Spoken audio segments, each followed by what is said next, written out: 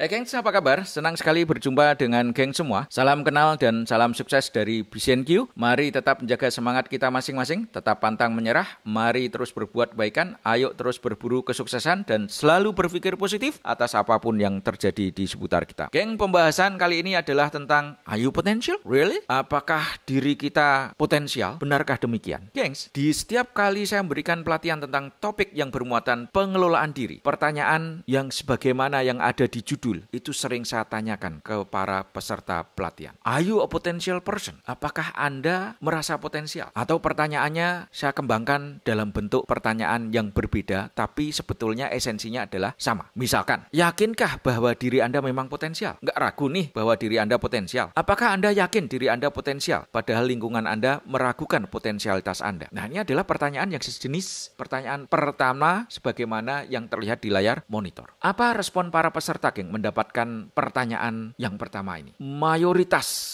para peserta saat mendapatkan pertanyaan sejenis are you a potential person? Mereka menjawab yes I am, yes we are. Ya, saya potensial. Saya yakin bahwa diri saya potensial. Gak peduli apa kata lingkungan, saya memang orang yang potensial. Mayoritas menjawab dirinya potensial. Terlepas dari cara menjawabnya. Ada yang menjawab dengan tonasi suara yang kuat, jelas. Ada pula yang menjawab dengan tonasi suara yang rendah. Ada yang menjawab dengan bahasa tubuh yang loyo. Ada pula yang menjawab dengan bahasa tubuh yang meyakinkan. Namun demikian jawabannya sama, yakni saya potensial. Selanjutnya, setelah pertanyaan pertama, saya ajukan pertanyaan yang kedua, gengs. Pertanyaan yang kedua adalah, mengapa dirimu merasa potensial? Nah, untuk pertanyaan kedua ini jawabannya sangat beragam. Ada yang menjawab, saya merasa potensial karena bisa membina hubungan dengan orang lain. Ada pula yang menjawab, saya merasa potensial karena mampu meyakinkan orang lain. Ada pula yang berikan jawaban, saya merasa potensial karena memiliki keahlian teknis komputer. Ada pula yang berikan jawaban, saya merasa potensial karena bisa mempengaruhi orang lain. Ada pula jawaban yang menyatakan, saya merasa potensial karena telah berhasil memenuhi target. Saya merasa potensial karena bisa mengerjakan pekerjaan tepat waktu dan seterusnya. Selanjutnya saya ajukan pertanyaan yang ketiga. Seberapa potensialkah dirimu? Nah, untuk pertanyaan ketiga ini, geng, mayoritas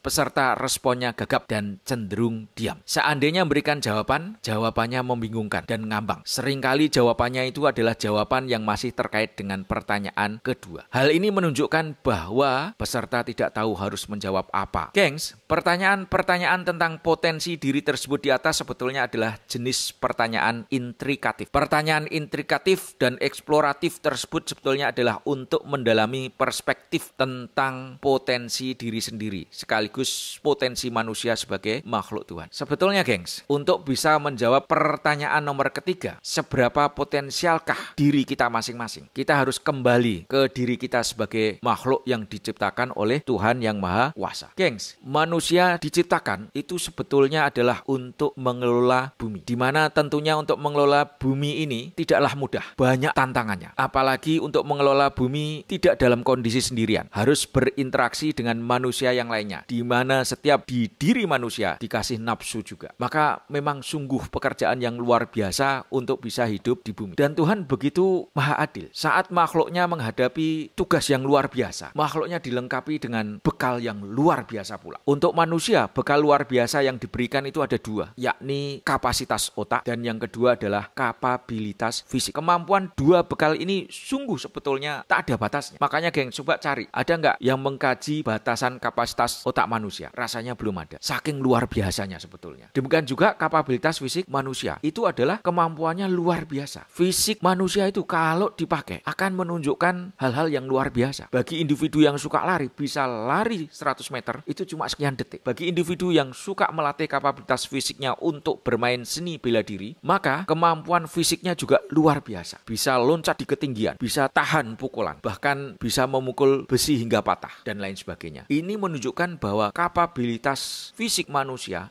itu sesungguhnya adalah luar biasa selama dipakai. Demikian juga kapasitas otak kita. Selama otak kita ini dipakai, maka akan menunjukkan kemampuan berpikir, kemampuan mencari solusi yang begitu luar biasa. Sekali lagi, asalkan dipakai. Yang menjadi masalah adalah sebagaimana yang pernah disampaikan oleh William James. William James menyatakan, we are making use of only small part of possible mental and physical resources. Penekanannya adalah making use of only small part. Kita ini hanya menggunakan sebagian kecil dari potensi yang kita punya. Itu adalah terjemahan bebasnya. Potensi yang dimiliki manusia apa? Yakni di kapasitas otak dan kapabilitas fisik. Kapasitas otak kita selama dipakai itu akan menghasilkan solusi-solusi yang luar biasa. Menghasilkan kreativitas yang luar biasa. Menghasilkan kepandian-kepandian yang luar biasa selama dipakai. Sementara fisik kita kalau dilatih juga menghasilkan kemampuan yang luar biasa. Cuma sayangnya, sekali lagi menurut William James adalah we are making use of only small part. Penekanannya adalah making use of only small part. Kita hanya menggunakan sedikit dari resources yang kita punya. Kita menggunakan sedikit dari potensi yang ada di dalam diri kita. Itu yang menjadi masalah. Jadi kalau mau menjawab pertanyaan seberapa potensialkah diri kita, sangat-sangat potensial dengan dua bekal, yakni kapasitas otak dan kapabilitas fisik. Cuma sayangnya bekal yang luar biasa tadi tidak dipakai optimal. Hanya sebagian kecil yang dipakai. Nah, kalau kita bicara mengenai berapa banyak sebagian kecil yang dipakai tersebut, kita ngambil gambaran yang pernah disampaikan oleh Einstein. Einstein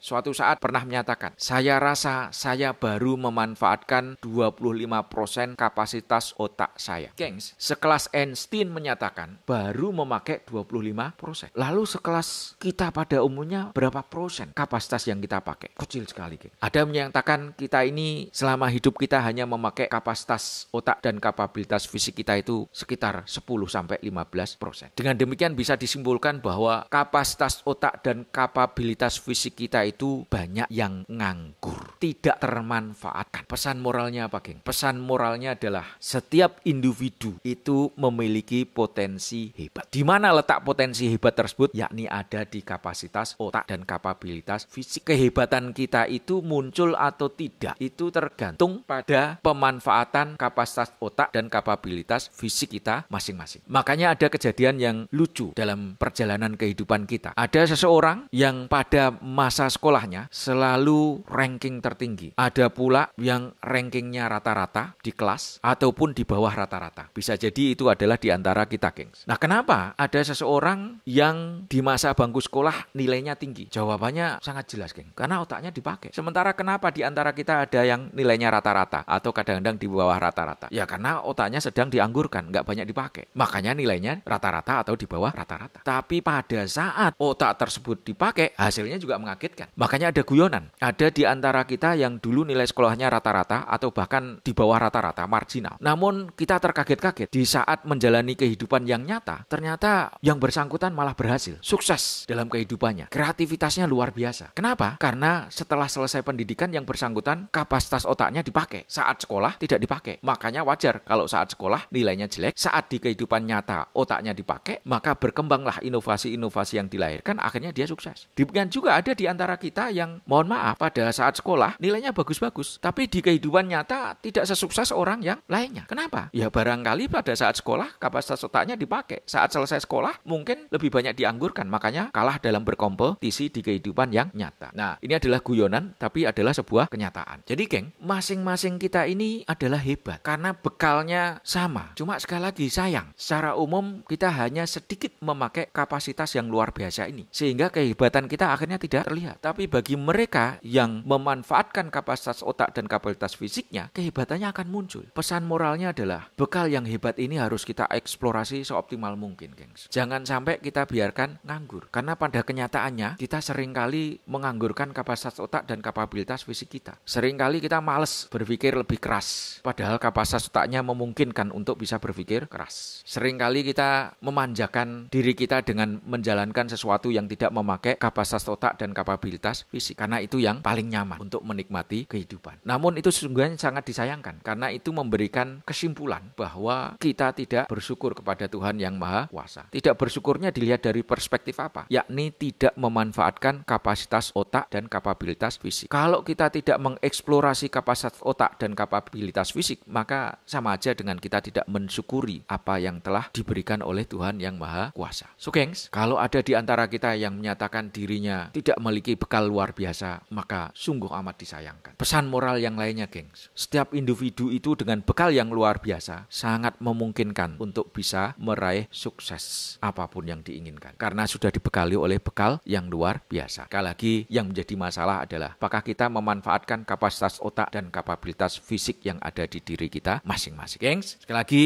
setiap diri kita adalah hebat karena telah dibekali potensi yang hebat. Yang menjadi PR kita adalah menumbuhkan kehebatan kita. Dengan cara apa? Mengeksplorasi kapasitas otak dan kapabilitas fisik yang ada di diri kita masing-masing. Oke, gengs, sekian dulu video kali ini. Mari tetap menjaga semangat kita masing-masing, tetap pantang menyerah, mari terus berbuat kebaikan, ayo terus berburu kesuksesan, dan selalu berpikir positif atas apapun yang terjadi di sekitar kita, agar dari diri kita selalu terpancar energi positif dimanapun, kapanpun. Jangan lupa, geng, untuk subscribe, like, comment, and share. Terima kasih, sampai ketemu di seri video berikutnya.